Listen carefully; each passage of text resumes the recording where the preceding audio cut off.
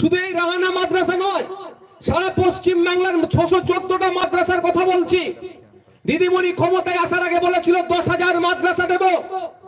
আপনারা খোঁজ নিয়ে দেখুন, 10,000-এর 10টা তো দিয়ে দেওয়া দূরের কথা, 614টা যে শিক্ষা প্রতিষ্ঠান মাদ্রাসা ছিল, এখন কটা পরিকাঠামো যুক্ত আছে? পরিকাঠামো যুক্ত মানে এই নয় নীল নীল সাদা রং করে দিল, হোস্টেল বড় বানিয়ে দিল, এটা পরিকাঠামো নয়। সামগ্রিক পরিকাঠামো, শিক্ষাদানের পরিবেশ, অর্থাৎ শিক্ষক কত আছে, ছাত্র কত আছে, এই রেশিও মেইনটেইন হচ্ছে কি হচ্ছে না খোঁজ নিয়ে দেখবেন। 614টা মাদ্রাসাতে প্রায় 10,000-এর উপরে শূন্য পদ আছে। অর্থাৎ এই শিক্ষা প্রতিষ্ঠানগুলোতে শিক্ষক না নিয়োগ করে এই শিক্ষা প্রতিষ্ঠানগুলোকে ধ্বংস করে দাও। শিক্ষা প্রতিষ্ঠানগুলোকে ধ্বংস করে দিলেই এরা কোথায় যাবে? কিছু হলেই ছুটে যাবে দাদা দিদির কাছে, নিজেদের আর ভালো খারাপের বিবেচনার জ্ঞান থাকবে না। তাই বন্ধুগণ যারা উপস্থিত হয়েছেন, আমি আবারও বলছি, যদি আগামী 22 তারিখ রবিবারে ইন্ডিয়ান সেকুলার ফ্রন্ট মনোনীত প্রার্থী যারা আছেন, এখানে আমাদের সিরিয়াল নাম্বার হচ্ছে ছেলেদের 5, 6, 7, 8, 10, আর মহিলা প্রার্থী হিসাবে আমাদের 2 নম্বরে আছে। 5 নম্বরে মোহাম্মদ ফারুকউদ্দিন মন্ডল সাহেব আছেন। ফারুকউদ্দিন মন্ডল সাহেব এখানে চলে আসো।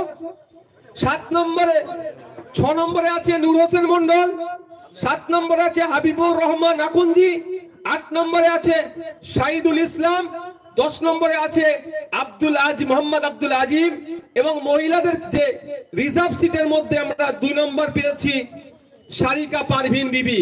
আপনাদের কাছে অনুরোধ করব, আপনারা যদি চান এই শিক্ষা প্রতিষ্ঠানের শিক্ষার পরিকাঠামো ফিরিয়ে আসুক, ওই নীল সাদা রং করে দিলে হবে না। সকালে স্কুলে বাচ্চারা যাচ্ছে, বিকালে ফিরে আসছে মিড ডে মিল খেতে খেতে হই হই করছে, ওটা হবে না। যদি বিশ্বাস না হয় হই হই করছে, আজকে এখানে যারা অভিভাবক আছে বাড়ি ফিরে যাবেন, আপনার বাড়ির 7-8 এর ছেলেটাকে ডাকবেন। যদি আমার কথা ভরসা না হয়, আমার কথা যদি মিথ্যা হয়, তাহলে আমাদের এই 5 থেকে 5, 6, 7, 8, 10 এবং মহিলাদের ক্ষেত্রে 2 এই সিম্বলে আপনারা ভোট দেবেন না। আপনারা যারা গার্জিয়ানরা এসেছেন বাড়ি যাবেন, গিয়ে 5, 6, 7, 8 এর ছেলেগুলোকে ডাকবেন, ইংলিশ বইটা খুলে দেবেন, অঙ্কের বইটা খুলে দেবেন, অঙ্ক দিয়ে বলবেন একটু অঙ্কটা করতো, ইংলিশ দিয়ে বলবেন একটা প্যারাগ্রাফ পড়তো। আমি এখানে চ্যালেঞ্জ করে বলে যাচ্ছি, রানা সিনিয়র মাদ্রাসা নয়, সমগ্র রাজ্যের কথা বলছি, এটা আমি 10টা ছেলে পাস করবে আর 90টা ছেলে ফেল করবে। কারণ কি? যারা অভিভাবক প্রতিনিধি নির্বাচনটা কি? এটা খাই না মাকে আগে মাথায় রাখতে হবে আপনাদের। আপনারা ভাববেন এটা খাই না মাপে, এটা খাই মাখার জিনিস নয়। আমরা অভিভাবকদের পক্ষ থেকে 6 জনকে আমরা ওই শিক্ষা প্রতিষ্ঠানে পাঠাবো। ওই 6 জনের কাজ কি হবে? মিড ডে মিলের টাকা ভাগ করা। বুঝতে পারছেন না? ওই 6 জনের কাজ হবে কি? হোস্টেলে 10টা ছেলে আছে, 15টা ছেলে আছে, 50-60টা ছেলের প্রেজেন্ট দেখিয়ে ওই 1000 টাকা করে যেগুলো আসে ওদের নামে যে বরাদ্দ হয় সেটা লুটে খাওয়া। ওই 6 জনের কাজ কি হবে?